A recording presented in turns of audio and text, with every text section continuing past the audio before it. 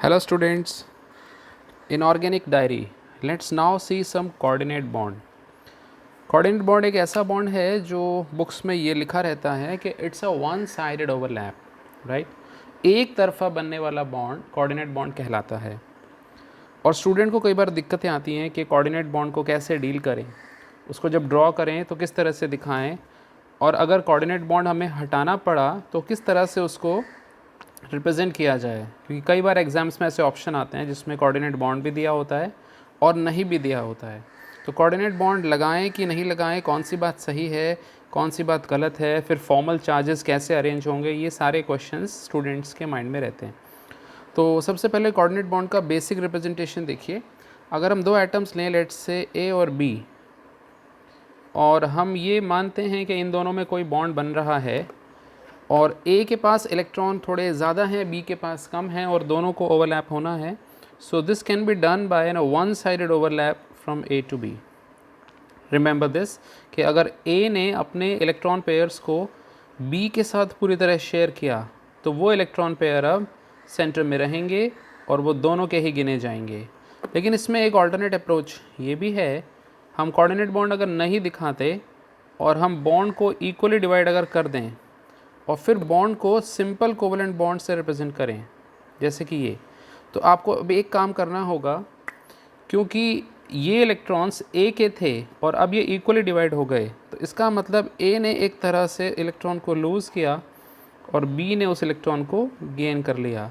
This is the concept of formal charge. ये Lewis dot theory का एक बहुत इम्पॉर्टेंट कॉन्सेप्ट है, आइडिया है कि फॉर्मल चार्जेस तब आते हैं जब या तो मॉलिक्यूल में या आयन में बाहर ही चार्ज हो, या फिर इंटरनली कुछ ऐसा हमें करना पड़े just to justify this coordinate bond.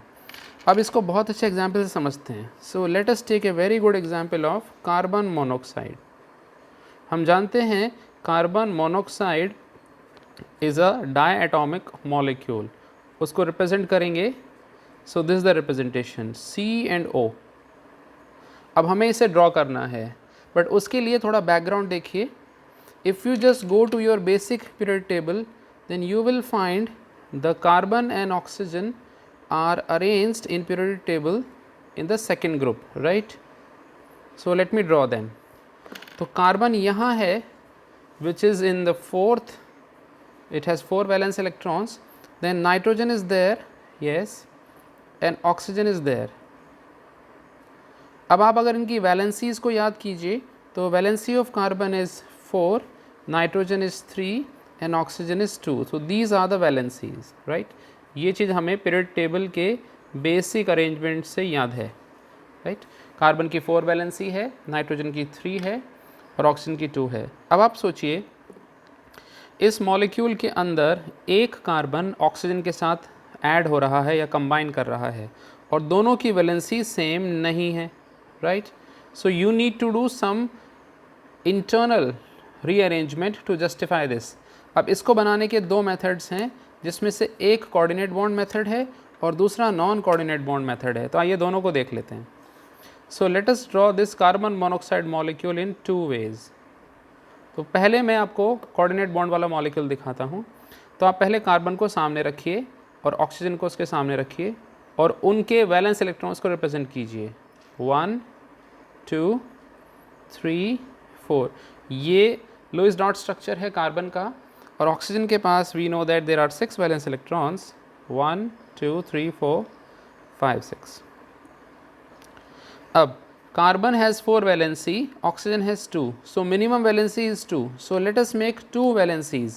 अब अगर हम इसमें 2 वैलेंसी बना देते हैं, सो हमें कार्बन के 2 इलेक्ट्रॉन स्ट्राइक करने होंगे और ऑक्सीजन के भी 2 इलेक्ट्रॉन स्ट्राइक करने होंगे। तो इससे रिजल्टिंग स्ट्रक्चर बन गया ये। कार्बन ऑक्सीजन 2 बॉन्ड बना चुके हैं अब तक। ऑक्सीजन के पास अभी भी 4 डॉट्स बचे हुए हैं और कार्बन के पास अभी 2 डॉट्स बचे हैं। अब आप देख सकते हैं oxygen has completely field it's octet. Oxygen की ऑक्टेट पूरी हो गई है, लेकिन कार्बन की ऑक्टेट फिल नहीं हुई है। तो अब क्या करना होगा, अब ऑक्सीजन को ऐसी सिचुएशन में आ गया, ऑक्सीजन को एक वन साइडेड अप्रोच लेना होगा और कार्बन की हेल्प करनी होगी। तो यानी ये वाला इलेक्ट्रॉन पेयर अगर ऑक्सीजन कार्बन के साथ शेयर कर ले, राइट, इसके साथ शेयर कर ले, तो डेफिनेटली वो दोनों की ऑक्टेट को पूरा कर पाएंगे। और फाइनली इसको हम ऐसे रिप्रेजेंट कर सकते हैं, see this is the already 2 valency we have drawn earlier, और इसमें जो तीसरा बॉन्ड है उसे आप अब एरो से दिखा सकते हो। तो this is the structure, this is the accepted structure of carbon monoxide, right. So this is the coordinate bond structure. तो इसको बनाने का तरीका क्या था, हमने पहले दोनों की बेसिक वैलेंसीज बना दी, दोनों की वैलेंसी में कॉमन वैलेंसी 2 थी, तो 2 को बना दिया, और फिर हमने देखा कार्बन के ऑक्टेट को पूरा करने के लिए ये वन साइडेड ओवरलैप हमने किया। So this the coordinate bond you have seen. अब दूसरा मेथड देखिए, ये थोड़ा स्मार्ट मेथड है। पहले कार्बन को ऑक्सीजन के सामने रखिए और दोनों की वैलेंसी पर ध्यान दीजिए। इसकी वैलेंसी 4 है, इसकी 2 है, and definitely these two are not equal. तो एक लॉजिक समझिए, atoms combine only when their valencies are equal, only when valency equal to valency, यानी ये दोनों अगर आपस में ऐड होना चाहते हैं तो उनकी वैलेंसी सेम होनी चाहिए। अब सेम करने का तरीका यहाँ देखो, अगर हम कुछ करके कार्बन को वैलेंसी में डिक्रीज़ कर दें और ऑक्सीजन को वैलेंसी में इंक्रीज़ कर दें, so they can be taken to 3 valency. उसके लिए मुझे क्या करना होगा, अब देखो कार्बन को नाइट्रोजन के प्लेस पे लाने का तरीका, you have to gain an electron on carbon, so you have to make C-, right. और ऑक्सीजन को नाइट्रोजन की पोजीशन पे लाने का तरीका, you have to lose an electron, so now these are isoelectronic with nitrogen. अब आप देख सकते हैं दोनों नाइट्रोजन जैसे हो गए, राइट। यानी इसके पास कितने इलेक्ट्रॉन हैं, इसके पास 5 वैलेंस इलेक्ट्रॉन्स हैं, और इसके पास कितने इलेक्ट्रॉन्स हैं, इसके पास भी 5 वैलेंस इलेक्ट्रॉन्स है। तो इसने गेन कर लिया, इसने लूज़ कर लिया। अब दोनों अपनी अपनी वैलेंसी को अचीव कर लेंगे, because both have become nitrogen. तो दोनों की वैलेंसी कितनी हो गई, 3 और 3। That means now I can completely represent them through a triple bond. So this is the final molecule of carbon monoxide. But मुझे ध्यान रखना होगा, यहाँ माइनस है और यहाँ प्लस है, और ये 2 डॉट्स तो इधर पहले थे ही। अब आप इसका फाइनल असेसमेंट कीजिए। Look at this molecule which does not have a coordinate bond, and look at this molecule which has a coordinate bond. So whenever you have 2 structures in which there is coordinate bond and there is no coordinate bond, then remember this, अगर आप coordinate bond को नहीं लिखना चाहते तो जिसकी direction में arrow है आप उस पर एक माइनस लगा देंगे, और जिससे कोऑर्डिनेट बॉन्ड चला था, जिससे निकला था, उस पर प्लस लगा देंगे। So that means these are adjusted by the formal charges. So remember the logic, either draw the structure with coordinate bond, this is also accepted, or draw the structure with formal charges, this is also accepted. Yani both are the correct answers. So this is amazing. Thank you.